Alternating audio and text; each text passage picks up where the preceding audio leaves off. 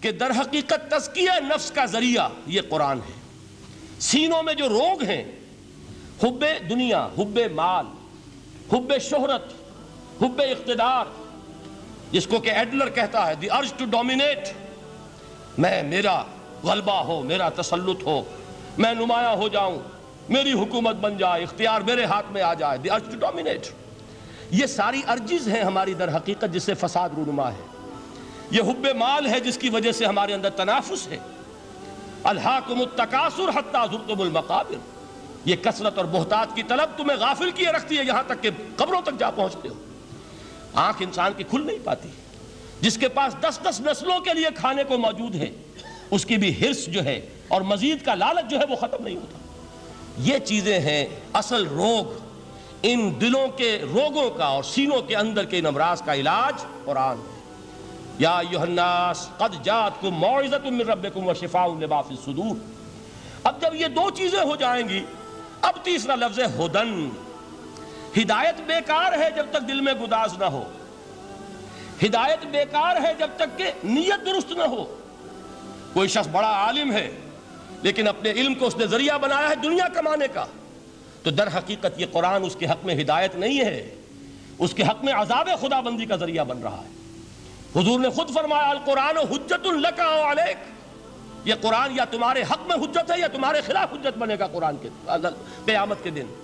اس لیے کہ ایک شخص اس کو دنیا کمانے کا ذریعہ بنا رہا ہے، ایک شخص اس کو شہرت کے حصول کا ذریعہ بنا رہا ہے، ایک شخص علم کو ذریعہ بنا رہا ہے دنیا میں نمایاں ہونے کا، اپنی تعریف کا۔ حضور نے فرمایا کہ قیامت کے دن سب سے پہلے 3 افراد کا معاملہ پیش ہوگا عدالت خدا بندی میں۔ ایک وہ جو بڑا عالم سمجھا جاتا تھا، اس سے بڑا علم پھیلا۔ دوسرا وہ جو بہت صاحب ثروت تھا، اس نے بہت خیرات کے کاموں میں پیسہ لگایا۔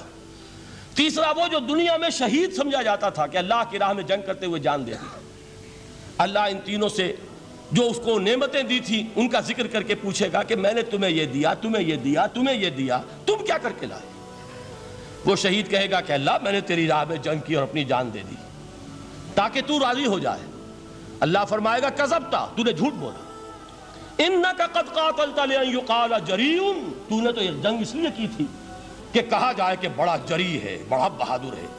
یہ لوگوں سے بہادری کے تمغے لینا تمہارا مقصود تھا۔ وقد قیل، وہ کہا جا چکا ہے، اب یہاں تمہارے لیے کچھ نہیں، اور فرشتوں کو حکم ہوگا اور وہ اوندے منہ اس کو گھسیٹتے ہوئے جہنم میں جھونک دیں گے۔ دنیا میں شہید سمجھا جا رہا ہے، آخرت میں جہنمی ہے۔ یہی حال اس عالم کا ہوگا، یہی حال اس دولت مند کا ہوگا۔ تم نے یہ علم پھیلایا تھا کہ تمہارے علم کا چرچا ہو جائے، تمہاری شہرت ہو جائے، لوگ تمہاری دست بوسی کرنے لگیں، لوگ تم سے جھک کر ملیں۔ وہ دنیا میں ہو گیا، تمہارا مطلوب مل چکا، تمہارا مقصود حاصل ہو چکا، اب یہاں کچھ نہیں۔ تو جان لیجئے کہ جب تک دلوں کے روگ درست نہ ہوں، علم بیکار ہے، ہدایت قطعاً غیر مفید ہے۔ پہلے دلوں کا کرسٹ اترے، اس کی سختی دور ہو، یہ ہے موعظہ۔ دلوں کے اندر سے حب جاہ، حب دنیا، حب مال نکلے، یہ ہے تزکیہ۔ شفاء لما فی الصدور، اب ہدایت خدا بندی، اب راستہ آپ دیکھیں گے اور اس راستے پر چلیں گے۔ یہ ہدایت جو ہے دنیا میں، یہی آخرت میں رحمت کی شکل میں ظاہر ہوگی۔